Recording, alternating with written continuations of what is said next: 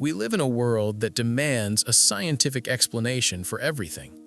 We're told that if you can't touch it, measure it, or prove it in a lab, then it isn't real. But naturalism has a problem. It can explain how a heart beats, but it can't explain why it breaks. It can explain biology, but it cannot explain meaning. If this life is all there is, then suffering is just bad luck, and death is the final end. However, what if there's something more? What if the natural world isn't a closed box? What if the Creator didn't just make the watch and walk away, but is still intimately involved in the ticking of the gears? Today, we're starting a journey into the miracles of Jesus, and we're going to discover that they weren't just magic tricks to impress a crowd. They were a warning shot that the world we want is finally coming. When we hear the word miracle, we usually think of it as God breaking the rules of nature. We think of gravity being suspended or biology being ignored, but that perspective is actually backward. The late Tim Keller said something profound. We think of miracles as the suspension of the natural order, but Jesus meant them to be the restoration of the natural order. Think about that.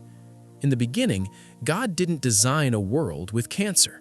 He didn't design a world with blindness, paralysis, or death. Those things are the intruders. Sin broke the machine. So when Jesus heals a blind man or raises the dead, he isn't breaking the law of nature, he's fixing it.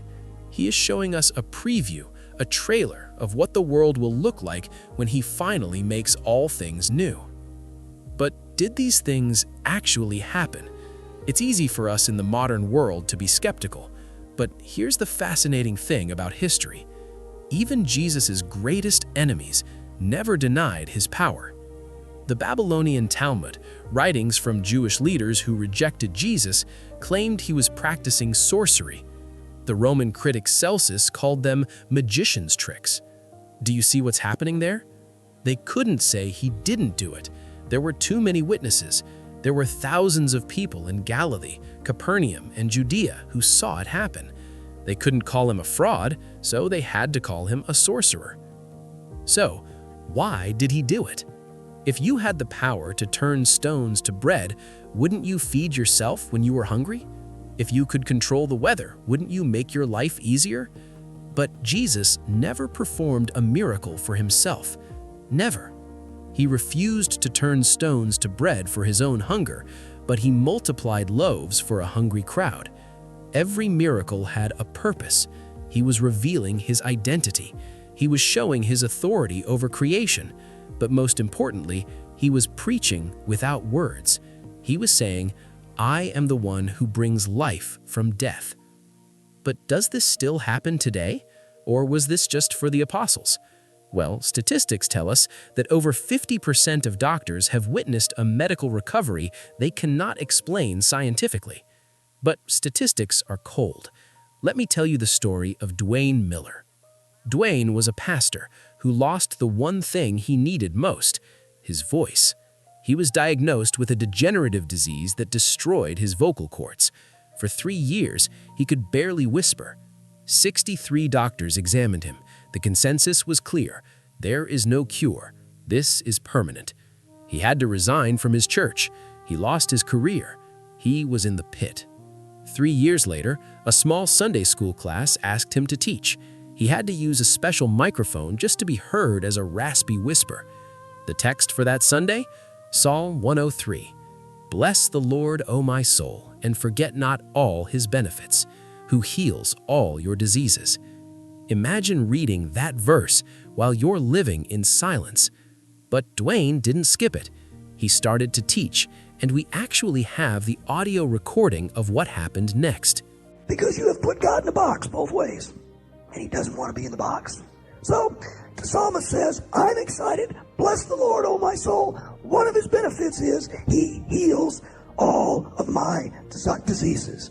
And then in verse 4 he says, "And he redeems my life from the pit." Now I like that verse just a whole lot. I have had, and you have had in times past, pit experiences. We've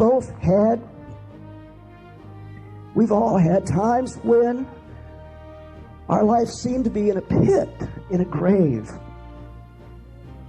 And we didn't have an answer for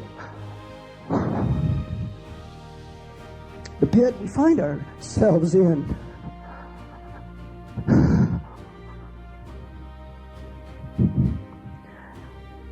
And I don't understand this right now. I'm but overwhelmed at the moment.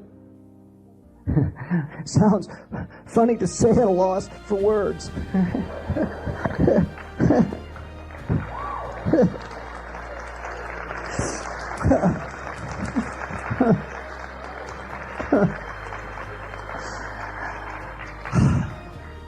Thank you, Lord.